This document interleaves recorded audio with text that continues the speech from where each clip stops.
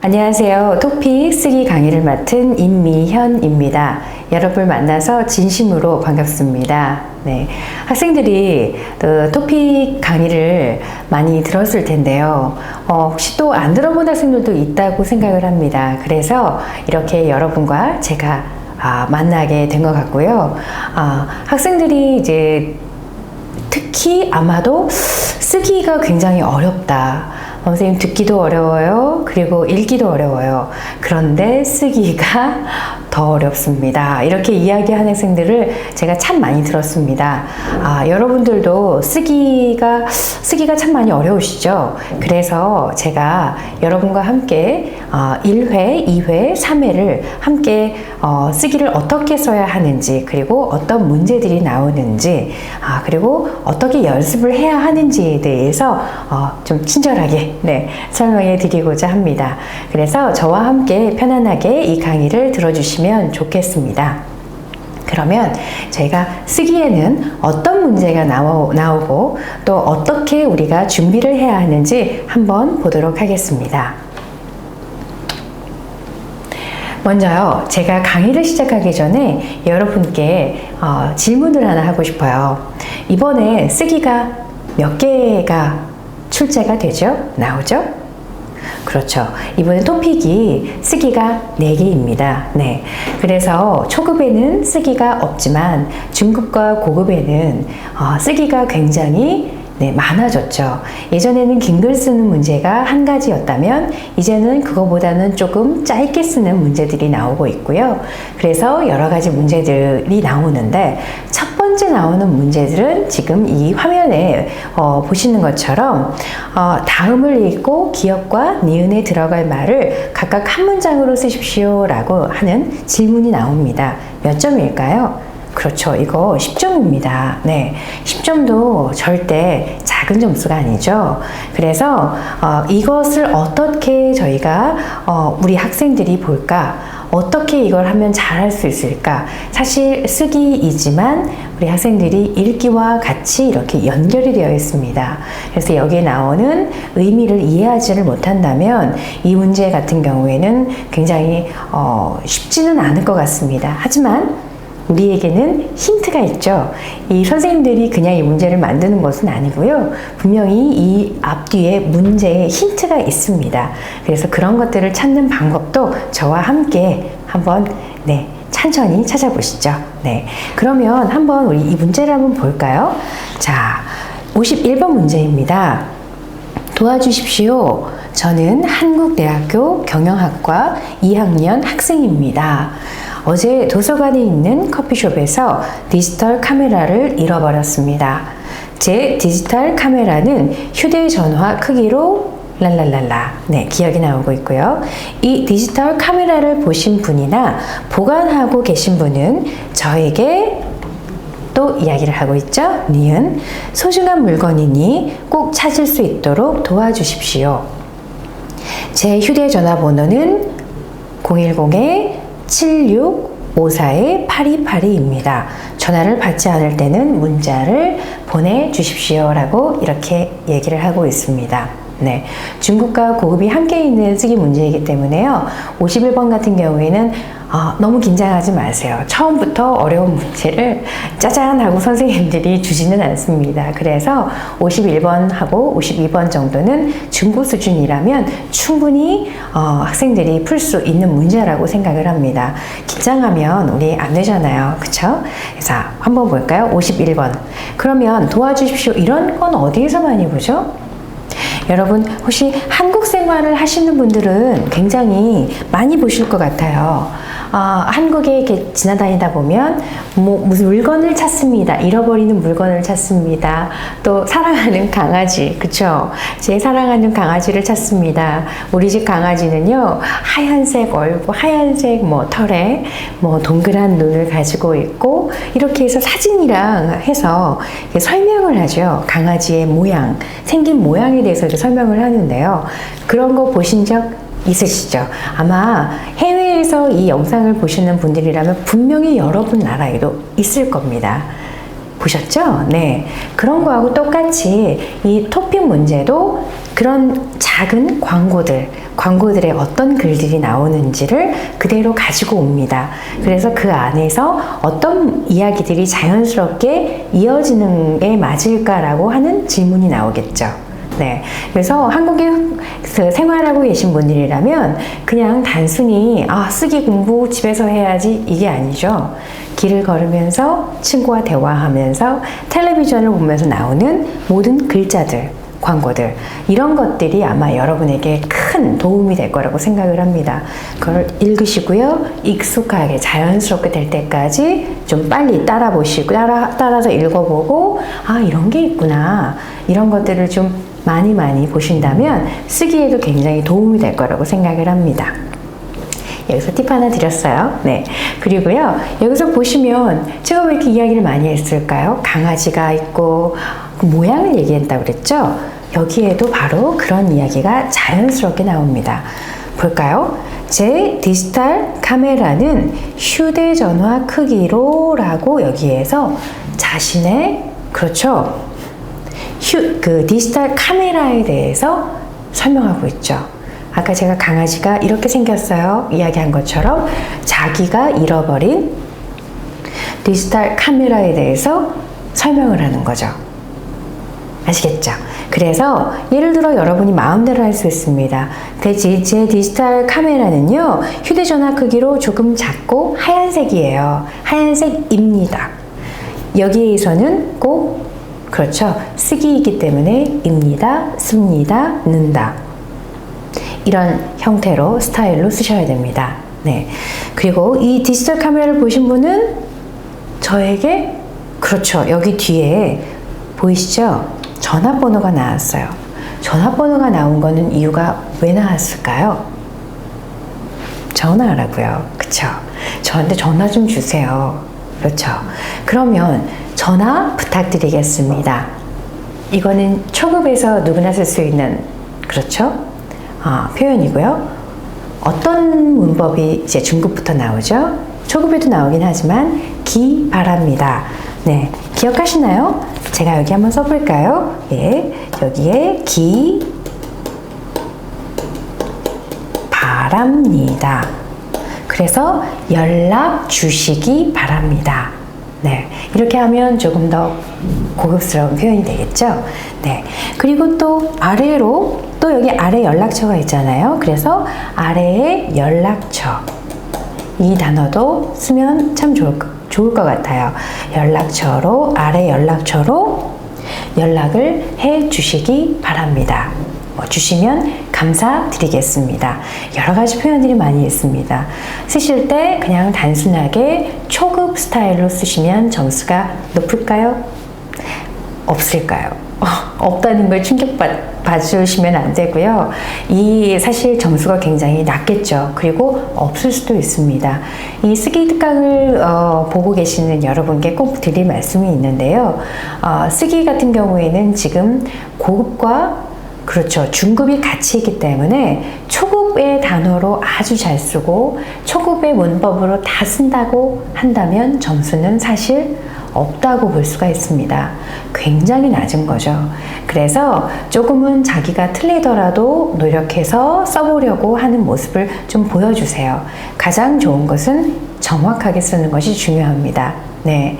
그래서 여러분들 꼭 다시 한번 이것 기억해 두세요. 쓰기에서는 어떻게 해야 된다고요? 그렇죠. 중급과 고급의 단어와 문법으로 문장을 쓰셔야 됩니다. 그래야 점수가 여기 10점을 그대로 받을 수가 있습니다. 아시겠죠? 그리고 여기 있는 내용을 잘 모르겠다. 그러면 제가 팁을 드렸죠. 앞에 어떤 이야기를 하고 있는지 이 괄호라고 하죠. 괄호 앞에 앞뒤의 문장들을 좀 자세하게 보세요. 그리고 여기에도 여기 괄호 니은에 나오고 전화번호가 나왔죠. 전화번호가 있기 때문에 연락을 해야 된다는 게 자연스럽게 추측할 수가 있습니다. 네. 그리고 여기에 대해서는 자기 휴대전화가 이러이러하니까 이런 모양이에요 라고 설명을 하는 부분이 나와야겠죠. 이런 부분에 대해서 여러분이 빨리 안다면 아마 쓰는 거는 그렇게 어렵지 않을 거라고 생각을 합니다. 자, 그러면 우리가 51번 문제를 풀어봤는데요. 다음으로 52번 문제로 넘어가도록 하겠습니다. 자, 52번 문제인데요. 여기도 기억과 니은에 들어갈 알맞은 말 각각 문장을 한 문장으로 쓰십시오 라고 했습니다. 이것도 마찬가지죠. 10점입니다. 네. 자, 사람들은 살이 찌면 다이어트를 합니다. 다이어트 혹시 아세요? 네. 다이어트는 굉장히 건강을 위해서 하는 거죠. 그런데 요즘은 뭐 미용을 위해서, 외모를 위해서 다이어트를 하는 사람들도 많아지고 있습니다. 그래서 다이어트를 시작하면 고기를 전혀 먹지 않고, 고기를 전혀 안 먹는다고요? 저에게는 상상할 수 없는 일입니다. 네. 자, 그래서요, 채소는 열량이 뭐죠? 칼로리죠, 칼로리. 네. 칼로리가 높은 음식들, 예를 들면 어떤 게 있을까요? 기름이 많이 들어간 음식들, 뭐, 외국 음식들로 예를 들면 피자, 뭐, 이런 것들요. 이런 것들이, 고기나 이런 것들이 열량들이 굉장히 많겠죠. 그리고 그런데 채소는 열량이 낮은 식품이어서, 음식이어서 다이어트에 도움이 되지만, 채소만 먹다 보면 특정 어떠한 영양소가 부족해져서 건강을 해칠 수도 있습니다. 한번 잘 생각해 볼까요?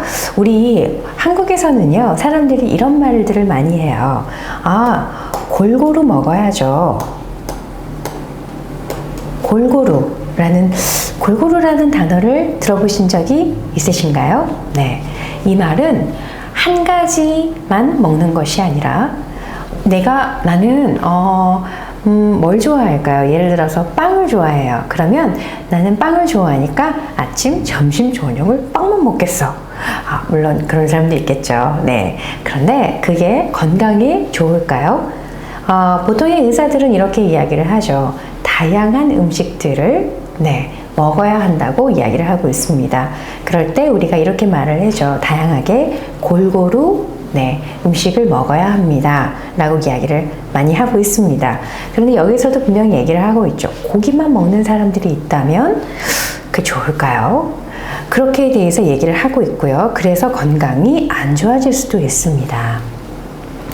그렇다고 고기만 먹는다고 건강하게 살 수는 없습니다. 여기서 쭈루룩 얘기가 나오고 있죠. 그러므로 건강한 생활을 위해서는 무엇이 필요하다라는 것들이 여기에 나와야 자연스럽겠죠? 네. 자, 그러면 고기를 전혀 먹지 않고 어떻게 할까요? 어떤 게 맞는 답일까요? 앞에 여기 뒤에 채소라는 단어가 있죠. 그렇죠. 그럼 이 채소라는 단어를 한번 가지고 와 볼까요? 자, 채소만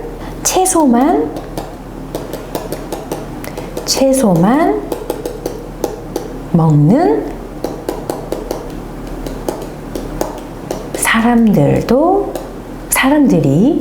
사람들이 많습니다.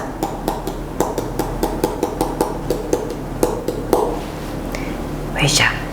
그러면 아까 51번에도 제가 이야기를 했어요.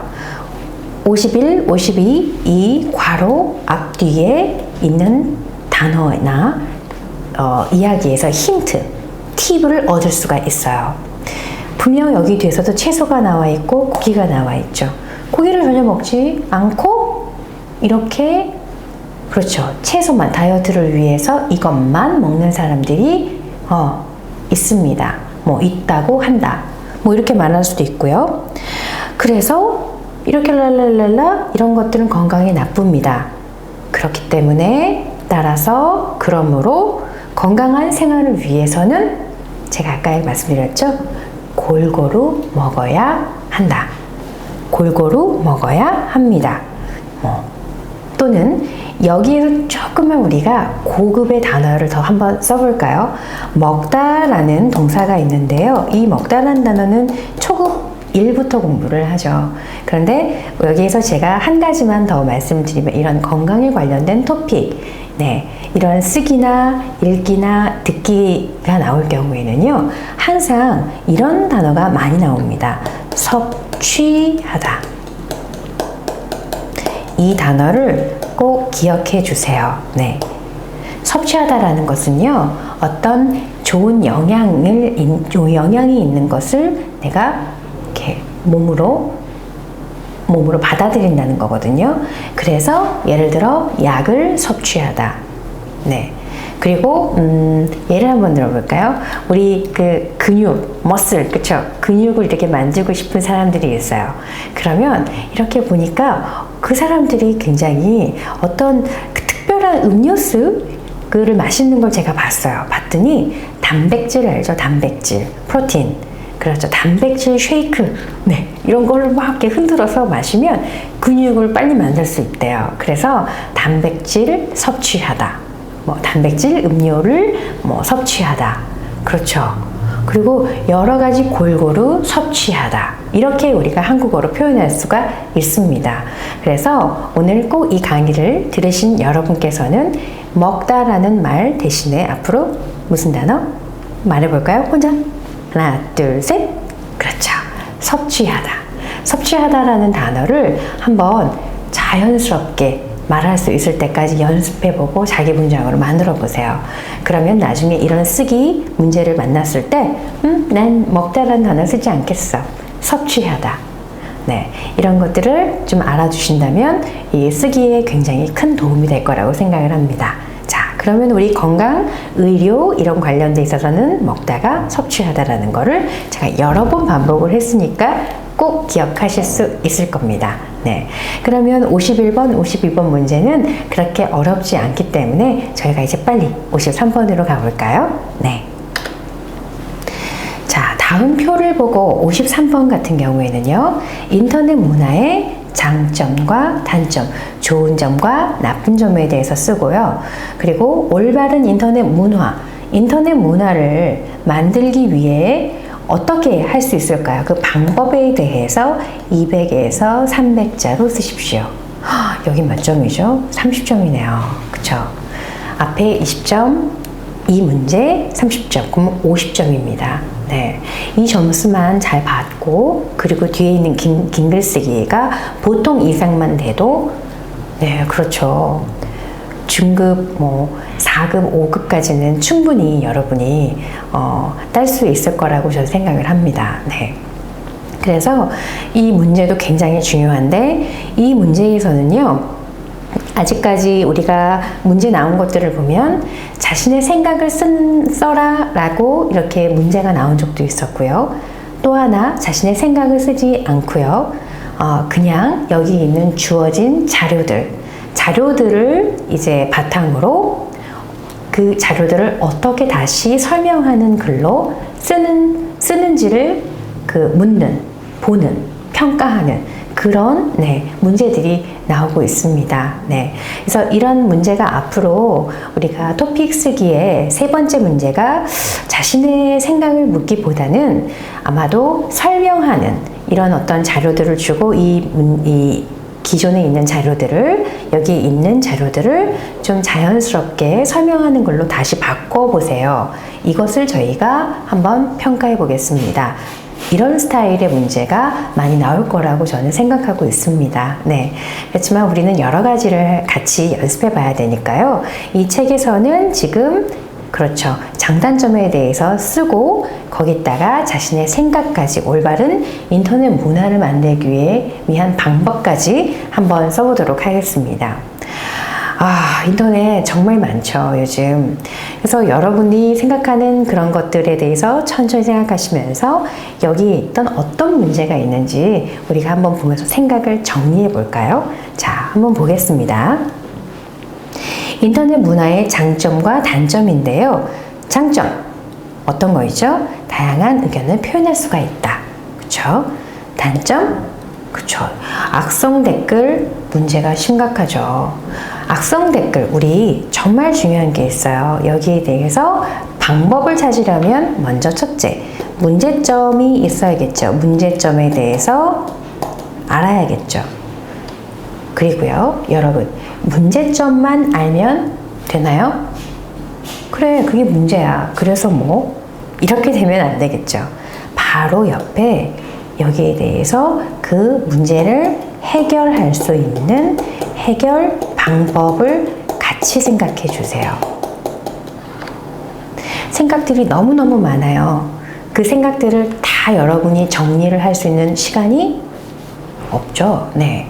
그렇기 때문에 우리는 글을 쓸 때 30점짜리이기 때문에 너무 많이 쓸 필요는 없습니다. 여기서도 친절하게 얘기하고 있잖아요. 200에서 300자만 쓰면 됩니다. 여러분의 생각이 정말 좋고 많다라는 건 알고 있어요. 그렇지만 200에서 300자 정도라면 아마 문제는 2개 정도만 얘기하고 그것에 대해서 해결 방법을 이야기를 하면 벌써 끝입니다. 여기 이 문제가 요청하는, 그렇죠, 요구하는 그 문제의 조건에 맞는 겁니다. 그래서 너무 많은 생각들을 하실 필요가 없습니다. 네. 그래서 여기에 장점과 단점이 남아 있는데요. 뭐 장점들에 대해서는 그렇죠. 앞에서 어떻게 해야 될까요? 이 분명히 아까 설명하는 글들이 필요하다고 했죠. 그렇죠. 벌써 친절하게 우리한테 장점과 단점에 대해서 이야기를 해 주었어요. 그래서 첫 번째 할 일은 장점은 이런 것들이 있고 단점은 이런 것들이 있다 라고 먼저 연결을 해야 되겠죠. 우리가 연결을 할 때 어떤 문법을 사용하죠? 그렇죠. 여기서 보면은 게다가, 더구나, 이거는 문장 앞에 우리가 그래서 뭐 그리고 이렇게 할 수 있지만 첫 번째 문장과 두 번째 문장을 자연스럽게 연결할 때는 생각 한번 해보시죠. 어떤 게 있죠? 자, 빨리빨리 머릿속을 한번 생각해 보세요. 그렇죠. 그렇죠. 뿐만 아니라. 제가 아래다 쓸게요. 뿐만 아니라. 그렇죠. 한번 해볼까요? 인터넷 문화의 장점으로는 자유롭게 다양한 의견을 표현할 수 있을 뿐만 아니라 많은 사람들과 쉽게 정보를 나눌 수 있다는 것이다. 어떠세요?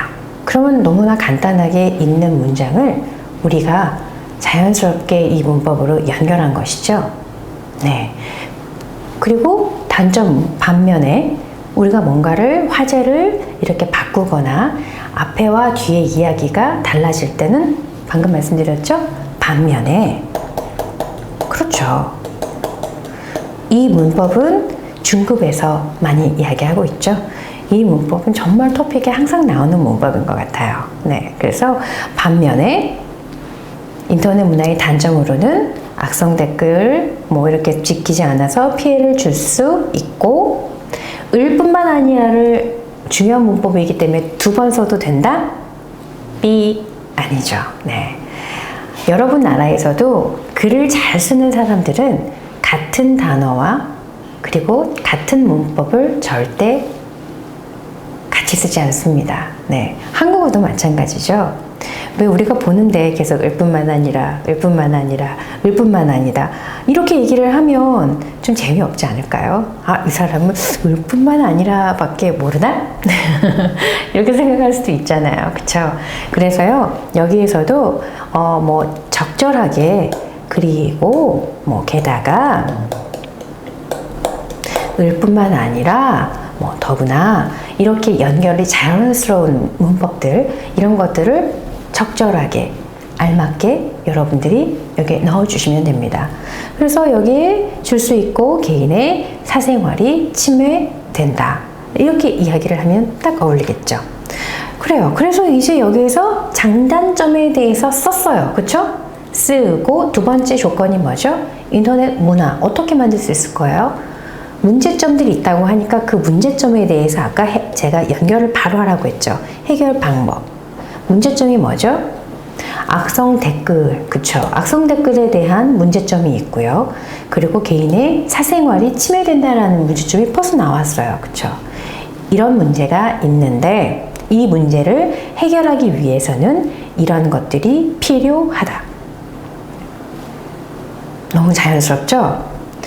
문제를 새롭게 만들려고 하지 마시고요. 있는 문제를 잘 읽고 첫 번째 내가 해야 할 일은 뭐죠? 미션이라고 한번 생각해 보세요. 오케이, 미션. 그러면 첫 번째 미션, 장점과 단점에 대해서 알맞은 연결 그 문법으로 여러분이 문장을 완성하고, 두 번째 미션, 해결 방법을 찾는 거죠. 어디에서? 단점에서. 이렇게 생각하니까 너무 간단하죠? 네. 모든 문제는 너무 어렵게 생각을 하면 너무 어렵고요. 쉽게 생각을 하면 쉽습니다. 네. 그래서 자신의 마음에 달려 있어요.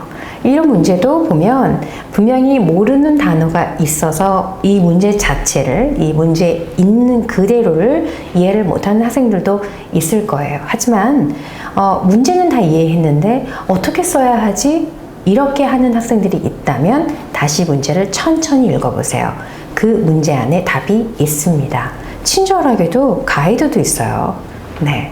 그러면 거기에서부터 시작하는 거예요. 어디에서 시작해야 되죠? 선생님, 바로 여기에서. 아시겠죠? 네. 그래서 여러분이 악성 댓글이 이렇게 문제가 되고 있는데 여러분 나라에서는 악성 댓글을 어떻게 하나요? 그래서요, 우리나라 같은 경우, 한국 같은 경우에는요, 제가 위에 한번 써볼까요? 인터넷 실명제라는 제도를 실시하려고 합니다. 인터넷에 누구 이름을 쓰는 거죠? 바로 내 실제 이름인 거죠. 제 이름이 임미현이면 요즘은 막 자기 이름을 바꾸잖아요. 그런데 그게 아니라 그대로 그 사람 이름이 올라가고 그 기록들이 그대로 다 볼 수 있는 것들이죠. 이렇게 되면 굉장히 투명해지고 좋을 수 있지만 이런 부분에 대한 문제점도 있다고 합니다. 하지만 여기에 대해서는 자세하게 쓸 필요가 없죠. 그리고 여러분의 어휘 수준과 사고의 수준까지도 아마 이 토픽에서는 조금 알아보고 싶은 것 같아요. 그래서 사고의 수준이라는 것은 그 사람의 바로 언어 수준을 보면 어느 정도는 또 연결을 할 수가 있겠죠. 인터넷 실명제 정도까지 단어를 알게 된다면 이 학생은 정말 대단히 한국어를 깊게 공부를 했구나. 그리고 한국 사회에 대해서, 그리고 다른 어떤 세계적인 그런 문제에 대해서 관심이 많구나. 이렇게 생각을 할 수 있을 것 같습니다. 그러면 우리가 악성 댓글에서 해결 방법으로 인터넷 실명제를 여러분이 설명할 수 있겠고요. 그리고 두 번째로 개인의 사생활이 침해된다. 이런 것들. 어떤 개인의 사생활을 지키기 위해서는 어떤 방법들이 여러분의 나라에 있을까요? 분명히 여러분의 생각도 있을 거고요. 그리고 여러분 나라에서 실시하는 어떤 제도, 시스템 이런 것들이 있을 거라고 생각을 합니다. 그런 경우에는 여러분의 나라의 예를 들어서 써주신다면 굉장히 논리적이고 또 증거가 있는 그런 글이 될 거라고 저는 생각을 합니다.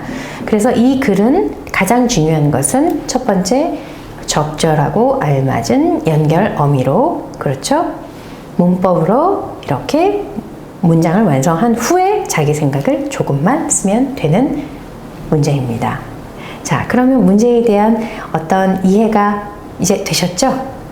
그리고 어떻게 쓰셔야 되는지도 조금은 아셨을 거라고 생각을 합니다.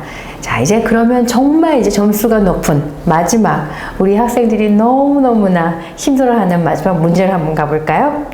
54번 문제입니다. 54번 한번 볼게요. 다음 주제로 하여 자신의 생각을, 이제는 2배가 나오시죠. 600에서 700자 정도로 글을 쓰십시오. 몇 점? 50점.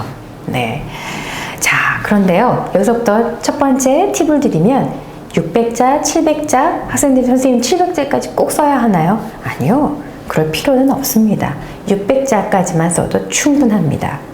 두 번째 질문, 선생님, 어떡하죠? 여기 제목을 써야 되나요? 제목 안 쓰셔도 됩니다. 그래서 이 두 가지 고민을 먼저 시원하게 우리가 이제 버리고요. 그리고 이제 문제에 집중을 한번 해보자고요. 자, 오늘날 급격한 사회 변화로 인해 가족 생활에 큰 변화가 나타나고 있습니다. 항상 이런 문제는요, 앞에 요즘에 우리 사회가, 요즘에 이런 문제가 있어요. 그 문제 때문에 머리가 아파요. 뭐 이런 스타일로 많이 나오는 것 같아요. 그렇죠? 사회의 사회적 현상, 그리고 어떤 변화, 이런 것들에 대해서 설명을 하고 있습니다. 네, 시작하는 글이죠. 시작하는 글은 설명으로 하고 있습니다. 문제에서요. 그리고 가족의 규모가 축소되다 역시 고급이기 때문에 절대 쉬운 단어가 안 나오죠. 네. 축소되다라는 말은 굉장히 사이즈가 작아진다는 거죠. 굉장히 작아집니다.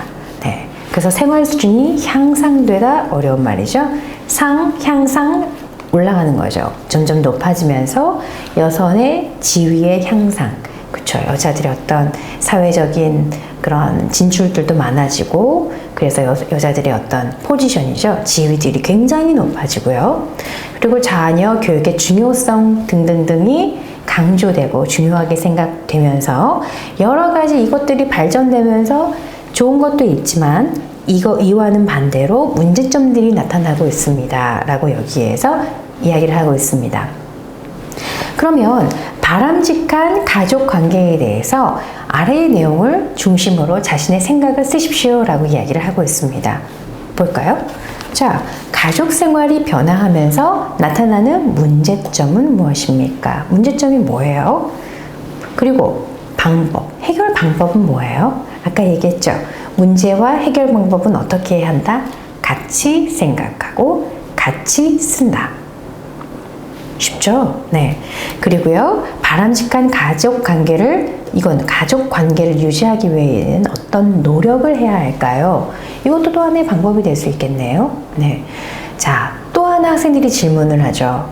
어떤 질문을 하는지 아세요? 선생님, 글을 너무나 잘 쓰면, 논리적으로 잘 쓰면 점수가 당연히 좋을 거예요. 그렇죠? 그런데 제가 꼭 여러분한테 말씀드리고 싶은 거는요. 여기 숫자를 한번 붙여볼까요? 1, 2, 3, 세 가지 조건, 컨디션, 그쵸? 세 가지 조건이 있어요. 이 세 가지 조건 중에 한 가지씩 점수가 있습니다. 네. 그런데 이거를 너무 마음이 급해서, 어떡하지? 이 문제점만 쓰고 해결 방법은 조금만 쓰고, 안 쓰고 넘어갈까? 아니야. 이렇게 생각한 학생들이 분명히 있을 거예요. 왜? 너무 긴장해서. 이해합니다. 네. 하지만 어떻게 하라고요? 꼭 쓰셔야 됩니다. 하나라도 빠지면 점수가 없습니다. 내려갑니다. 그것에 해당하는 것이요. 그래서 여러분께서 이 문제를 첫 번째 좀 심호흡을 깊게 쉬고요. 그리고 다시 집중하세요. 네. 집중을 해서 그래. 사회현상 이렇게 많이 변화하고 있지. 그래서 오케이. 문제들이 좀 나오고 있는데 이 문제점을 어떻게 해결할까? 이제 정리가 되셨죠? 그러면 우리가 여기에 힌트가 있어요. 모든 글을 시작할 때는 어떻게 시작하죠? 이것은 문제가 있다. 이렇게 시작하나요? 아니죠. 여러분 나라에서 분명히 글을 쓸 때도 앞에 친절하게 어떤 일에 대해서 현상이나 어떤 사실들을 먼저 쓰는 일들이 분명히 많습니다. 그게 글의 스타일이 굉장히 보편적인 것 같아요. 그렇죠. 이 문제도 역시 저희한테 그대로 보여주고 있습니다. 사회 현상으로 인하여 이렇게 변하고 있다. 그렇죠. 그러면 우리는 어떻게 써야 될까요? 그렇죠. 요즘 현대 사회에는 여러 가지 이 첫 번째 문장을 조금만 비슷하게 바꿔서 시작을 하면 알맞겠죠. 그렇죠. 어떻게 한번 바꿔볼까요? 여러분 한번 생각해 볼까요? 제가 5초 드릴게요. 5, 4, 3, 2, 1. 생각해 보셨나요? 네. 좋습니다. 네.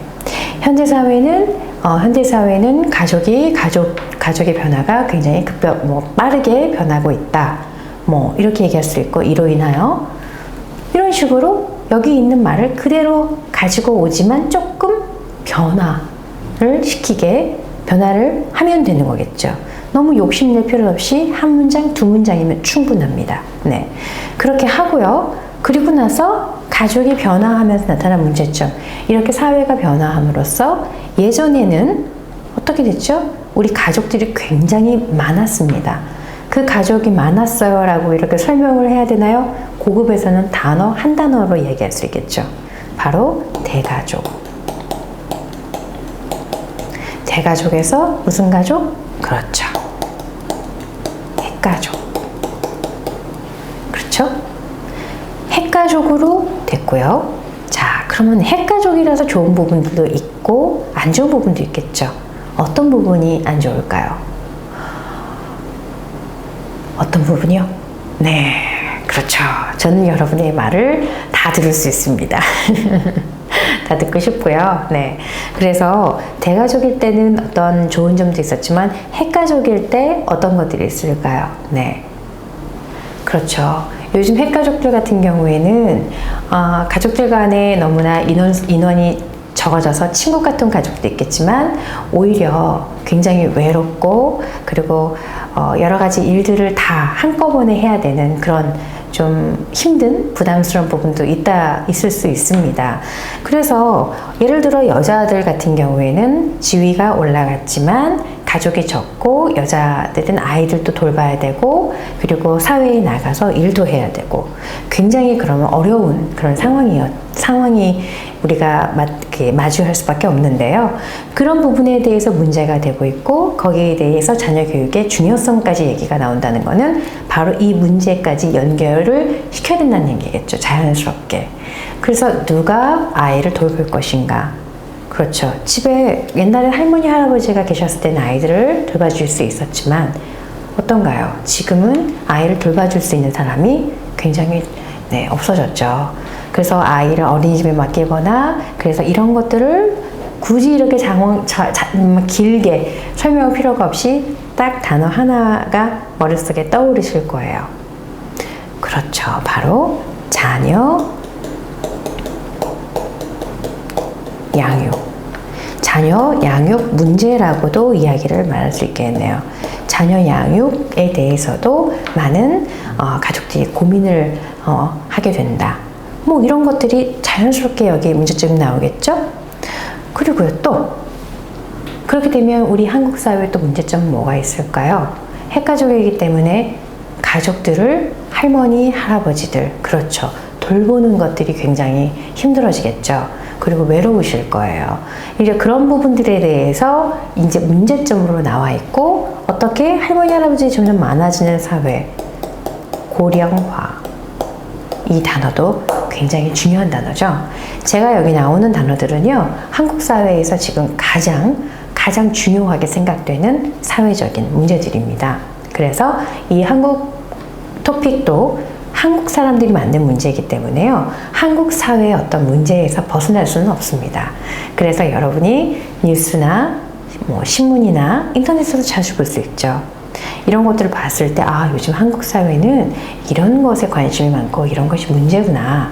이런 걸 안다면 바로 토픽의 듣기의 내용으로 그렇죠? 그리고 읽기의 이야기로 그리고 바로 여기 쓰기 문제로 그러면 여러분은 이 문제에 대해서 어떻게 생각하세요? 라고 질문이 나올 수 있습니다. 네. 그래서 조금 한국어에 익숙하고 그리고 또 한국어를 좀 더 공부하고 싶은 분들은요. 이렇게 교과서도 보지만 실제적인 신문과 뉴스 방송들을 많이 보시면 큰 도움을 받을 수 있을 거라고 저는 생각을 합니다. 자, 그럼 이제 문제점을 얘기를 했죠. 이 문제 좀 나왔네요. 고령화도 되어 있고 자녀 양육의 문제도 있고요. 또 하나 가사 분담 나왔네요. 이건 집안일인데 집안일은 여자만 해야 돼 라고 요즘 한국에서는 그렇게 생각하는 사람들은 많이 없어졌다고 좀 생각을 합니다. 네. 그래서요 가사 분담도 같이 집안일을 나누어서 골고루 같이 해야죠. 네, 그렇게 얘기를 하고 있습니다. 그런 부분들에 대해서 이런 것들에서 이런 문제를 어떻게 해결할 것인지에 대해서 여러분이 방법을 쓰시면 되고요. 그리고 마지막으로 바람직한 가족관계에 위해서 이런 가족관계를 위해서 개인적인 노력에 대해서도 분명히 여기서도 묻고 있습니다.